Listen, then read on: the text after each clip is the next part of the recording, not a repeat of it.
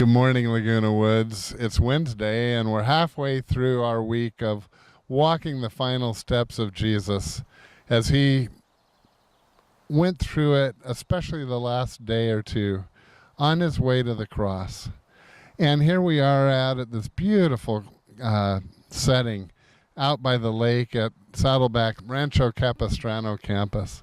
And if you ever want to come out here and do what we're doing, we'd love to have you come do that. It's open to the public all the daylight hours. You just go down the 5, get off at Avery, turn right as you come off the off-ramp, and then immediate left. And it's only down about a half a mile on your right.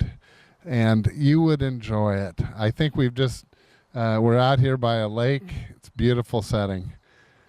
But in that setting, the local artist put together a series of 15 murals that depict the last week of Christ, and so especially the last 2 days. We just finished a mural that showed about the denial of Peter out while Jesus was in at the trial of the Sanhedrin. But when that was done, then they took him to the Roman government. And Pontius Pilate, perhaps you know that name, he is the one who, from a government point of view, was a part of the trial of Jesus Christ. And that's what this is depicted, that Jesus is standing facing Pontius Pilate. And Pilate asks him, Jesus, are you the king of the Jews? The others in the Sanhedrin, who were the religious folk, they wanted to know if indeed he was the Son of God. But Pontius, being in the government, he wanted to know, are you claiming to actually be the king of the Jews? And Jesus said, you've said it is so. Well, that was enough to irritate him because, he was, from their perspective, Rome was the ruler over at the time. But actually, they asked him again. And Jesus wouldn't even answer the second time. He just kept quiet. Aren't you going to answer? Pilate said. And the answer was no. Jesus made no reply. And the Bible says Pilate was just amazed that this man would not defend himself. Jesus didn't have to defend himself. This was the second trial that he endured, and the verdict that both were going to come to is that he was guilty. Although Pilate eventually says to the crowd, should we let him go? And they said no. And that led to his beating and then to his crucifixion. Let's walk on down the road here to the next one and see what's in store for us. Here we are at the next mural, and these are serious ones. I take them very seriously because this is one that is depicting Jesus as he was beaten and scourged. And actually, I'm going to read the passage that describes this from the Bible. And there's actually a thing that really hit me when I just read this that I'll share with you in a moment. But it says, they put a purple robe on him and then twisted together a crown of thorns, and they set it on his head. And they began to call out to him, Hail, King of the Jews! Again and again they struck him on the head with a staff, and they even spit on him. Falling on their knees, they paid homage in a mocking way to him. And when they had mocked him, they took off the purple robe and put his own clothes on him, and they led him away out to crucify him. What really hit me when I read that is, yes, physically they were beating Jesus. And often that is what showed. If you've ever seen the movie Passion of the Christ or numerous other ones, the blood and suffering, it was real. It was real. I can't even imagine getting a crown of thorns put on my head and then pounded in.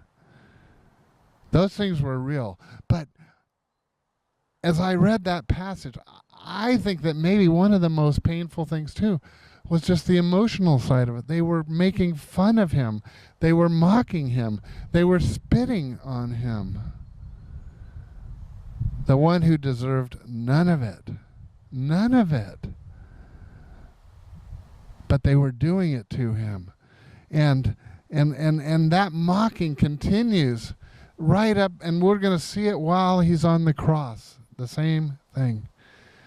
The people just didn't want to accept who Jesus was, what he had claimed, even though they had seen miracle after miracle and healings and various other amazing miraculous events. They still just could not believe. Aren't we kind of that way sometimes? We'll pray, we'll throw up a prayer and say, Lord, get me through this. And then he does. And then we forget about it. And not giving him the credit when he actually heard our prayer and answered it. Well, they were showing that mocking. And I know it hurt him both physically and emotionally, but he did it for us. Let's continue on. Okay, so we came down to the next mural, and this is one, after Jesus was beaten and scourged and put the crown on his head. They made him carry his cross. And can you imagine at that point, he had no strength left. It's amazing that he's barely alive. So the soldiers took charge of Jesus, and it says from the Bible, carrying his own cross, he went out to a place which is called Golgotha, the place of the skull. That was the name of the place where he would be buried. So he tried to carry his own cross. Come on down. We're going to walk on down. And the next mural itself depicts what happened next. Because Jesus couldn't carry it. Physically, he was not able to carry it that. So another man came, and his name was Simon. And Simon steps forward and so began to help carry Jesus' cross.